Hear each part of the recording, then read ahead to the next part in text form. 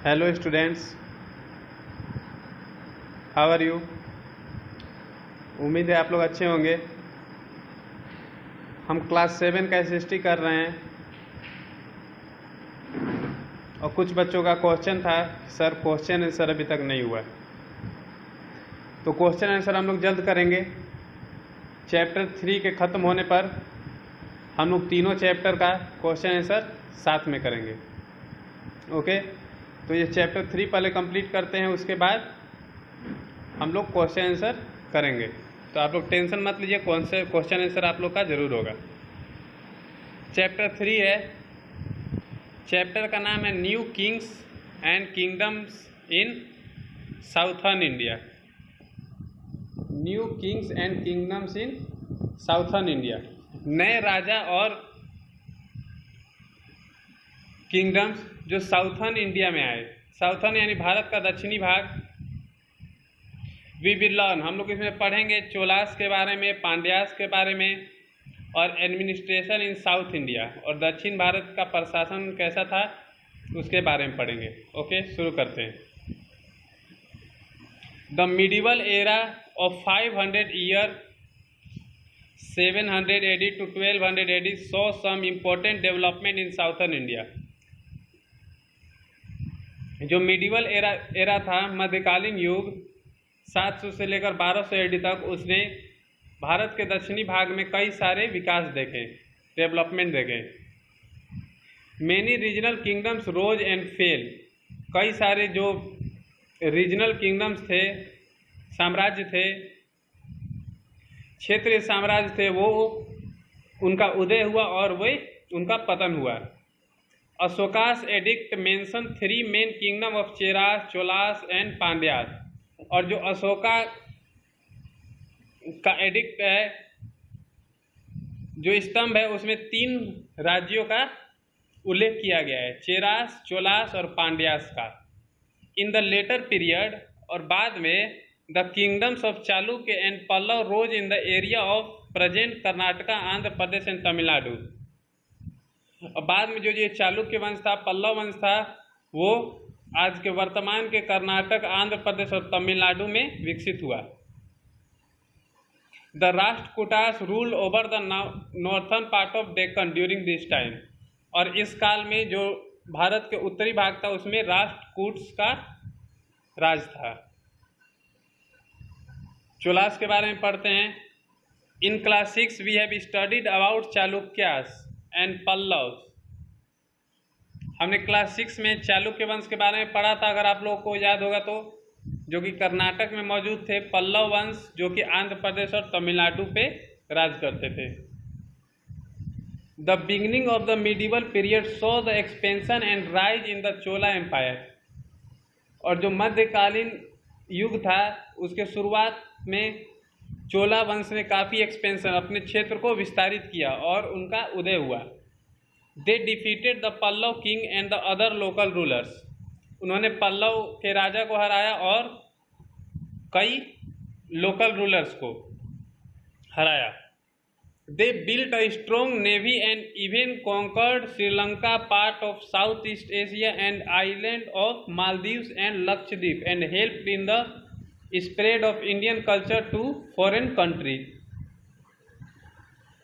उन्होंने strong navy बनाई, यानी जल सेना, और उन्होंने श्रीलंका को भी जीता, south east Asia and island of Maldives, Maldives के आइलैंड तक को भी उन्होंने विजय प्राप्त किया, एंड लक्षद्वीप में भी उन्होंने अपना किंगडम स्थापित किया। And helped in the spread of Indian culture to foreign country, और भारत की सभ्यता को दूसरे देशों तक फैलने में मदद की।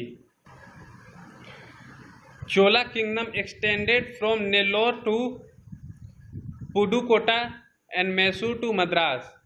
जो चोला साम्राज्य था, वो नेल्लोर से लेके पुडुकोटा और मैसूर से लेके मद्रास तक फैला हुआ था।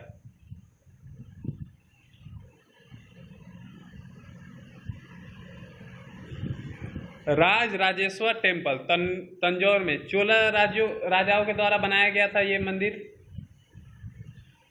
The founder of Chola was Vijayalaya who defeated Pallava. और जो चोला साम्राज्य के संस्थापक थे वो थे विजयालया, जिन्होंने पल्लव के शासकों को हराया था। His grandson Parantaka first defeated the Pandya kings of Madurai and ruled for 46 years 907 to 953 AD। और जो उनके पोते थे प्रांत का वन, उन्होंने पांड्या राजाओं को हराया और मदुरई में राज किया 46 ईयर तक, 907 से लेकर 953 AD तक। The Chola Empire rose as the supreme power under the greatest Chola king Raja Raja first। और जो चोला एम्पायर था वो और भी ताकतवर हो गया उनके राजा के अंडर में, जिनका नाम था राजा राजा फर्स्ट, जो 1012 से लेकर 1044 AD तक थे। He pursued a policy of conquest for 14 years and conquered the Chalukya kingdom of Vengi and captured Kerala and Madurai। उन्होंने एक नीति अपनाई 14 साल की और उन्होंने चालुक्य किंगडम्स को वेंगी में हराया और कैप्चर किया केरला और मदुरई को। He also beat the famous temple Rajrajeshwar at Tanjore, यही मंदिर का निर्माण उन्होंने कराया। The wall of the temple depict with conquest, और जो इस मंदिर का दीवार है वो उनके विजय से भरा पड़ा है। आगे देखते हैं learning fact. Raja Raja spread the message of Vedas among the common people. जो राजा राजा थे उन्होंने जो हमारे वेद है उनके मैसेज को आम लोगों तक पहुंचाया, फैलाया। The kings performed अश्वमेधा यज्ञ to celebrate their conquest, और जो राजा थे वो अपनी जीत को सेलिब्रेट करने के लिए एक यज्ञ करते थे जिसका नाम था अश्वमेध यज्ञ। Raja Raja first was succeeded by his son Rajendra Chola who ruled for 28 years, और जो राजा राजा फर्स्ट थे उनके बाद आए उनके बेटे जिनका नाम था राजेंद्र चोला, जो कि 28 साल तक रूल किए। He expanded his territory over Andaman and Nicobar Island, Sumatra, Malaya and Pegu. उन्होंने अपने क्षेत्र को अंडमान निकोबार से लेकर सुमात्रा, मलाया एंड पेगू तक फैलाया। He defeated the पाला किंग महिपाल और बिहार एंड बंगाल। उन्होंने पाल राजा महिपाल को हराया बिहार और बंगाल में। He took the title of Gangai कोंडाई। उन्होंने अपने को एक उपाधि दी जो थी गंगा कोंडाई, जिसका मतलब होता है विक्टर ऑफ गंगा, गंगा को विजय प्राप्त करने वाला। Constant war and internal conflict led to the disintegration of Chola Empire in about 1279 AD। और लगातार युद्ध और आंतरिक विरोध के कारण जो चोला एम्पायर था वो धीरे धीरे समाप्त होता चला गया, लगभग 1279 ईस्वी में।